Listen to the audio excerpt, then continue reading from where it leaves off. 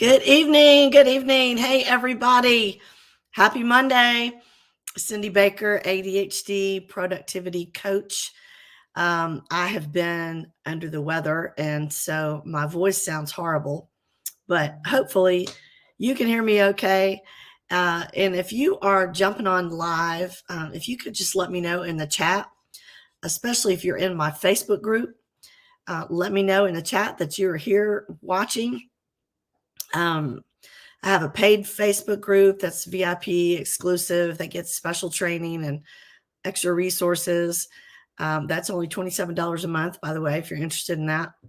And I have a free Facebook group, and this is also streaming on LinkedIn and YouTube. So whatever platform you're watching on, if you could say hi in the chat and just let me know you're watching live, let me know where you're tuning in from. I actually did not promote this like I usually do. And so I think a lot of people probably forgot about it. So that means that a lot of you might be catching the replay. And so if you're watching the replay, just say hashtag replay. Let me know that you're watching there. And I am live. I sound horrible because I've been sick. I had this upper respiratory thing, virus. I don't know. I have asthma, so anything I get, it always makes it worse. The chat does not work for me. Well, you're in the chat, whoever you are. Let me see. Let me do a little tech check here and see if I can. There I am. All right. Just want to make sure I'm streaming in different places. And so I'm not sure. It just says Facebook user. You got to let StreamYard use your name. But anyway, you are here. You're in the chat because you said hello. The chat does not work. And I'm reading that in the chat. So I am live, and sorry about my voice. But we do have a good topic because it is March, believe it or not. It's March already. It's unbelievable. And I have, before I get into our content tonight, I have a really exciting opportunity for you coming up. It is my really popular challenge that I do every once in a while called Chaos to Control. And it is a free live workshop. It's 2 days. It's only about an hour each time. So it's not real time consuming. It's going to be running Monday and Tuesday, March 18th and 19th. I'll put the link in the chat. Okay, Sandy. Hi, Sandy. I'll put the link in the chat for you to sign up. There is an option to upgrade to VIP, but right now that's only $17. That will probably go up. But VIP is awesome because you can actually get on Zoom with me. And when I stop streaming into the Facebook group, you and I can have a Q&A on Zoom. And we got a lot more fun. It'll be a lot more interactive. And you get some bonuses too. So be looking for that March 18th and 19th. And yes, there will be replays. But as you know, it is not that fun on a replay. So you want to be there live. I am going to give out prizes. There's going to be a pre-challenge, and it's all about how to get more done with less stress. So if you have ADHD, or maybe you don't know if you have it, but you think you do, you got some of those symptoms, this is for you, because I'm going to teach you all about how to manage your time in an ADHD friendly way, which maybe you've never heard before. So it's going to be awesome. And just lots of good little surprises coming up. So after this, I'll put this in the chat. And also, if you are in my Focus and Flow, my VIP exclusive Facebook group, you're going to get some extra goodies right after I do this training. You're going to get some downloads. So I've got some checklists for you that I think you're really going to like about spring cleaning. And speaking of spring cleaning, that is the topic for tonight. We're going to talk about spring cleaning tips for the ADHD brain. things that work with your brain. Because a lot of people this time of year, um, I don't know what it is, but they just get this urge to hit the reset button, and refocus on energy on cleaning and organizing. I think it happens around January as well. But there's something about March that's just like a new season about to kick in. Um, and there's nothing wrong with doing that, a good purge session. Um, but if you try to take on more, if it's too big, try to take on more than you anticipated, um, you end up burning out and you get lost in all the chaos and you get discouraged and worn out. So this is particularly true if you have an ADHD brain, because we tend to have this tendency to want to just dive into everything all at once, right? So I'm just going to give you a few tips and tricks. Hopefully my voice will hold out. But a few tips and tricks to make spring cleaning enjoyable and keep those good organizational vibes going for months to come. Now, in my last newsletter, I also talked about spring cleaning for your mind. So if you're ignoring my emails, you might want to go back and look at that.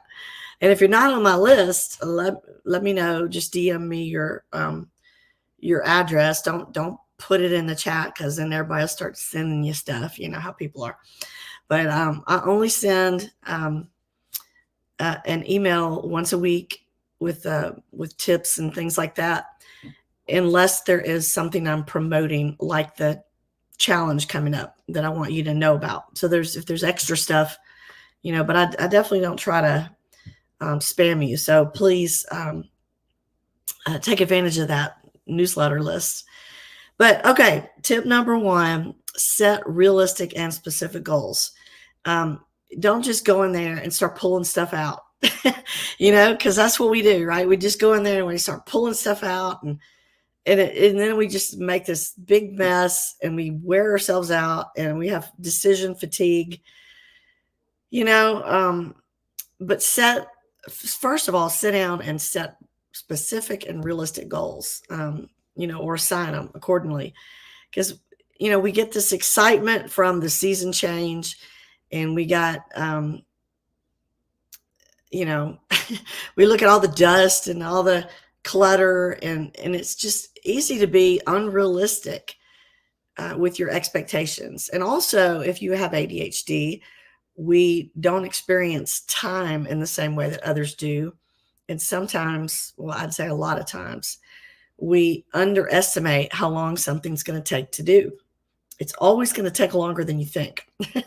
So before you dive in, sit down and set some specific goals, and really prioritize what needs to be accomplished, because you can't do it all at once. So what's the first thing that would make you feel better? That's what you want to start with. And here's the rule you need to set for yourself. You can't move to a new goal until the previous one has been completed. And because we want to just go all over the place, little here, little there, we get bored, come over here. But you have to finish one goal before you move on to another one. And there's a reason for that. That's to keep you from feeling overwhelmed. Because when you have several projects going at once, that's the feeling that you're going to get. You're going to feel overwhelmed. So set specific goals, do one thing at a time, and finish it before you start something else. And once you set these goals, tip number 2 is to break it down. Break down all of the little tasks that you need in order to complete that goal. I always suggest this to people in my coaching program. When you have something big, always break it down into small goals and then set little mini deadlines, and then celebrate your wins. Because if you don't do that, you're going to procrastinate. Because that helps, breaking it down into smaller little tasks, that gives you better time management. And it really helps build that executive functioning skill in your brain, which they say with ADHD is impaired. So, if this is a family affair, if you got kids, make a checklist, a visual checklist, to help. And like I said, if you're in my focus and flow group, you're going to get those checklists. Um, and just a shameless plug, it's only $27 a month, no contract. So you want to take advantage of that. um, so tip number 3, keep it simple. Remember the beauty of simplicity when you're trying to reorganize things. Make sure you just make simplicity a priority over how things look. Because people with ADHD, we're like visual people, we're visual processors. And, it might be prettier, to put all your bathroom supplies hidden in the hallway closet. If you do that, you're not going to have those visual cues to help them stay organized over time, help them maintain organizational systems. So keep that in mind, that you are visual. So try having an open cabinet in the bathroom, for example. I'm just using that as an example. But think about that. You just want simplicity. You want to be able to find things, and you would rather have that than for things to look good and then you never can find anything. Plus, what business does your visitors have going into your master bathroom anyway, right? You can hide things in the guest bathroom. But the 4th tip, this is so important. And I have in my coaching program, I have a whole 4-part series on conquering clutter. And we go, I start with, visualizing what you want your life to look like, and then what your space needs to look like to support that. And then we go through room by room in your house. And I help you get over the overwhelm. I help you get started. So, by the way, if you are interested in coaching, I've got openings right now, and actively signing up new people. So go ahead and message me if you want to jump on Zoom and find out more about that, because it really is a great program. But when you're thinking about decluttering, you need to give everything a home. This is something that I teach in my coaching. And, you do this probably anyway without thinking about it. In your kitchen, you've got your plates in one cabinet, your silverware in a drawer. In your closet, you've got a sock drawer or something like that. And that's effective, right? It works. If you're looking for socks, you're going to look in the sock drawer, not the t-shirt drawer or whatever. So have a designated place, and a designated name for items. That's a great way to build organizational habits for everybody in your house. And, everybody knows this is where this goes. For instance, there's a cup next to our coffee maker, and that's where our keys go. That's just where they go. Everybody knows that. And so everything needs a home. So as you're cleaning or organizing, if you've got things that don't have a home, you need to designate a home for them. And another tip is just to, don't accumulate mass amounts of stuff. Stick to the basics. I know I have a lot of friends who love Costco, right? And they buy like massive amounts because at Costco, they sell these bulk items, right? But, maybe that does save you a little bit of money. But you got to keep in mind that the more crowded your space is, the more difficult it is to put an organizational system in place. So stick to the basics. Don't overstock, and maybe have an extra closet to store extra stuff, surplus things. And it's a good idea that anytime you bring something new into your house, like not a consumable like toilet paper or whatever, but like a item of clothing that you buy, for instance, anytime you bring something in your home, something else needs to go out. You need to sell it, you need to donate it, or you need to throw it away. I know it's hard, it's harsh, but stick to that rule and you will avoid accumulating clutter. So once you get your house organized and clean like you like it, that's a great tip for keeping it that way. Have a home for everything, and then every time something comes in, something goes out. Um, so, again, I just encourage you to think about signing up for this challenge coming up. It's not really specifically about spring cleaning, but it is about streamlining things by learning how to work with your brain in an ADHD friendly way. My whole thing is I think you should embrace the way your brain is wired, learn to work with it instead of fighting against it all the time, trying to be somebody that you're not, and leverage the strengths that you have as an ADHD person.